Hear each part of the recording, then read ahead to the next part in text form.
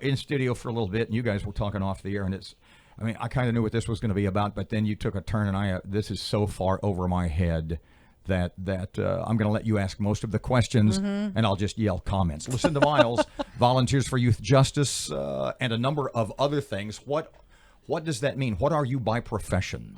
By profession, I think now we're looking at it more. We are redefining the role, actually, that I am with Volunteers for Youth Justice. No. Definitely not a counselor. I work with trauma outreach, and it's called TBRI primarily, which stands for Trust-Based Relational Intervention, which was rolls out from TCU and the Karen Purvis Childhood Development and Dr. David Cross. They began exploring in the very early 2000s. What is that, though? Trust-based relational intervention is understanding that our children and our families that come from hard places, in other words, that have experienced complex trauma, that the trauma narrative has rearranged how their brain actually thinks.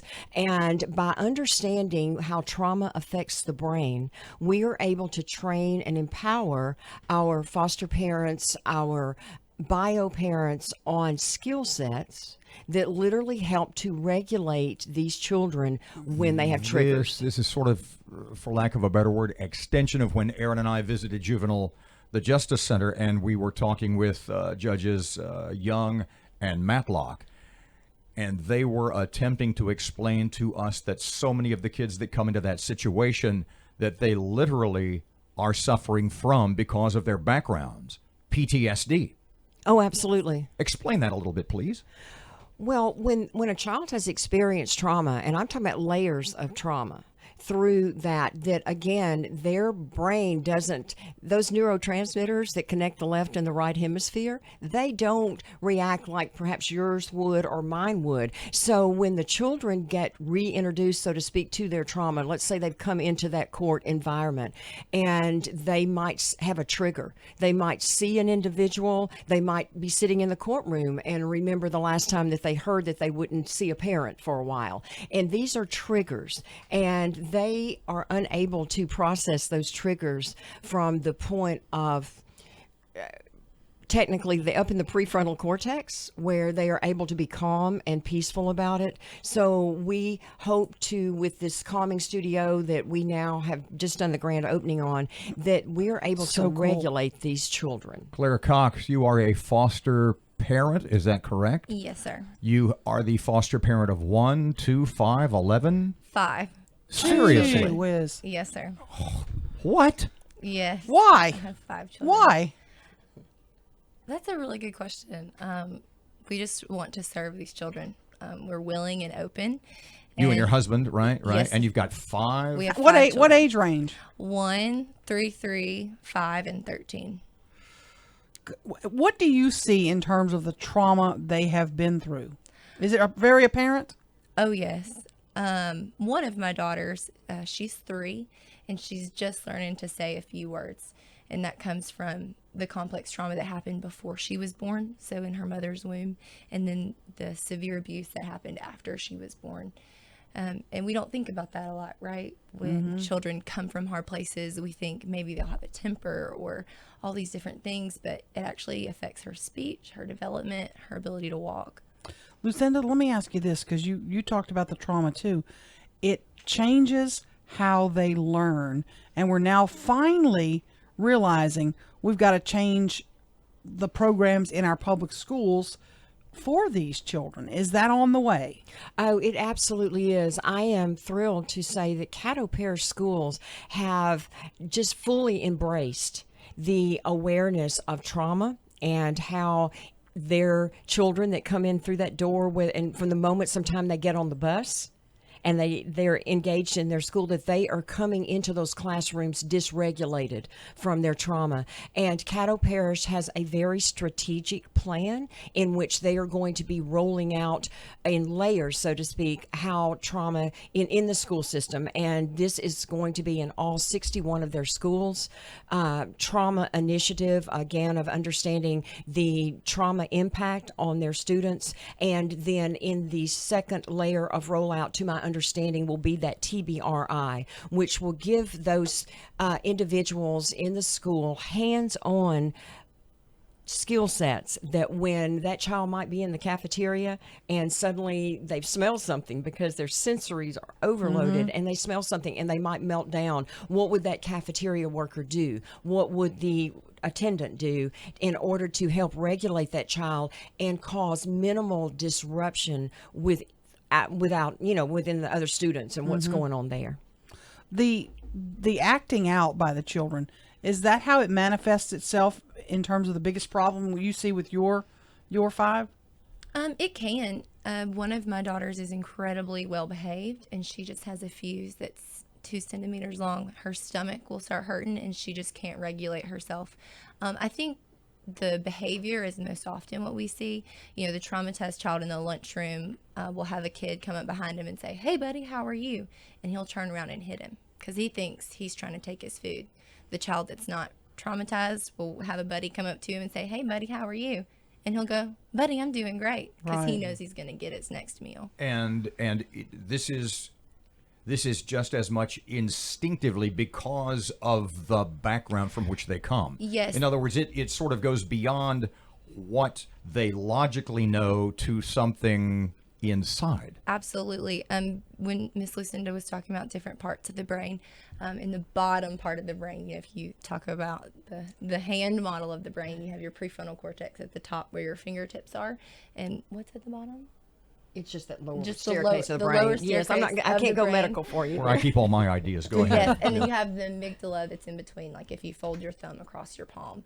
And children from hard places operate in that lower portion of the brain. Their amygdala gets so inflamed, that's the fight, flight, or freeze portion of their brain, that they, instead of being closed and able to think about their decisions, their lids flipped, if you will, and they can't move to make these decisions. They act very instinctively. And So as what do you do to help them? What are some of the keys for teachers and for caregivers? What do you tell them?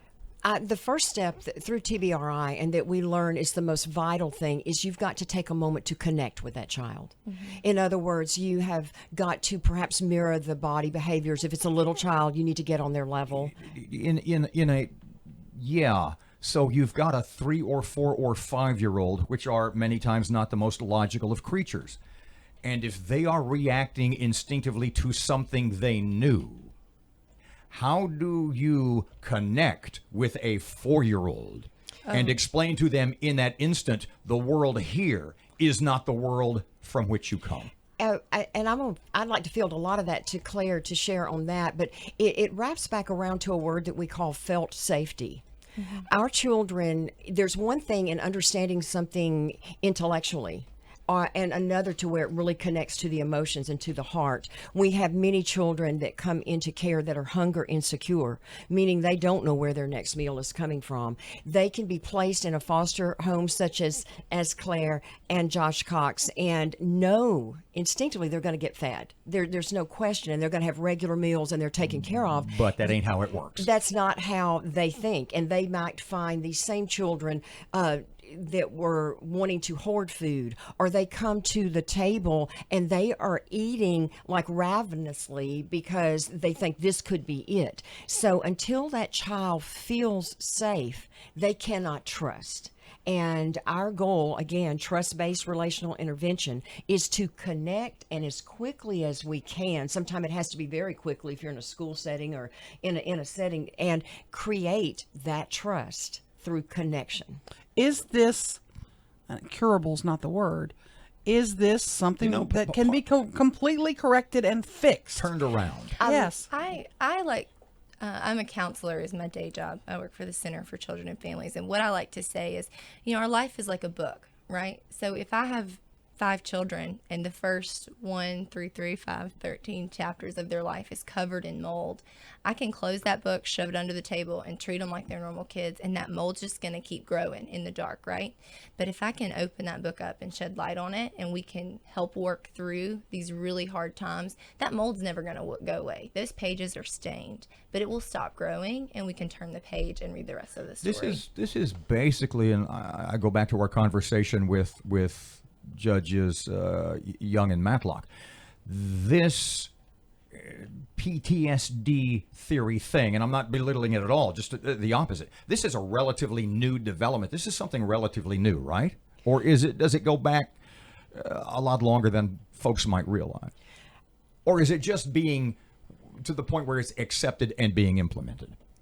I think the awareness. I think obviously it goes back. I'm guessing, I'm not, again, a medical professional at all, and where that research really began and that understanding through veterans and now through our children from hard places. But most certainly it is a heightened in awareness for our medical community in Caddo Parish to really wrap around this and look at this in a very heightened way, and our schools to roll it out, and TBRI and Calming Studio in our court.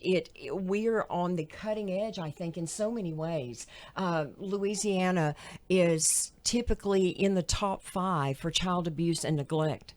Our Northwest area often is number 1 in the state for child abuse and neglect. So we are putting together, there's such a vast community of folks that are working this out, and to address how can we help or can we change this. You need volunteers, I guess, right? Well, we need volunteers, but in the theory of the brain is very plastic. So there is this chance that when we can get a child early enough that, we can help relook the wiring of the brain through nurturing and caring and trust and connection. And through our lifetimes, our brains are growing. That prefrontal cortex is developing. But this I think it's just a huge amount of awareness that is a great thing to be happening. Volunteers for Youth Justice website, please, ma'am. www.vyjla.org. And if anybody listening is inspired by Miss Claire and her husband and 5 foster kids, where would they find out more about that? Do you know? How did you get in touch? Was it through the job, or how could they find out more? What would you suggest? Find out more by calling DCFS. So that's 1525 Fairfield Avenue. I don't know the phone number. You can look it up. If you want to track it down, you can track it down. Yes, but becoming a certified foster parent, my husband and I were both passionate about children while we were dating. That was just something that I knew adoption would be a part of our story. I just didn't know how. And we called the state building multiple times and asked home development, what do you need? Do you need money? Do you need clothes? And the home development lady kept saying, we need foster parents. How many? Yeah, but you got 5. How many more could you take on? I mean, do you really talk about, we could do 6. We could take 6. We could do 7. No, the law is 6. So homes like ours, we have severe cases of abuse. Can I ask you a question? You're going to probably throw Gotta go fast, ladies. something Less at than me. a minute. Sorry. You're doing it for the money. Oh my gosh. I'll throw something at me. Go ahead. Yeah, I know. I'll throw something Please. at you. We hear that, though. You hear, they're going to take in more foster because they make so much money. In wrapping up, let me ask you that because we got to go. I apologize. If someone wanted to donate to help folks like Claire and her family who take on these kids, what would they do? How could they help out? Change your perspective in our community. So many times my children are having meltdowns because they see someone that looks like somebody that hurt them, or they smell something that reminds them of that, and they'll melt down. And if I had a dime for every time somebody told me to spank them, then I'd be rich. I got to let you finish. You're not in this for the money. Absolutely not. There is no money in fostering. This is an act of service to these kids. I mean, the time and energy that goes into this, no foster parent in our community is doing this for the money. And if they are, they will be found out and they won't foster anymore. It's minuscule. The dollars are minuscule compared to what it costs you. Reimbursement is what the state's is. I mean, we have I put 1,000 miles on my car one month just driving to New Orleans for all these doctor's appointments for my kid. Gosh. I mean, Lucinda Miles, Claire Cox, ladies, my pleasure. Thank you very much.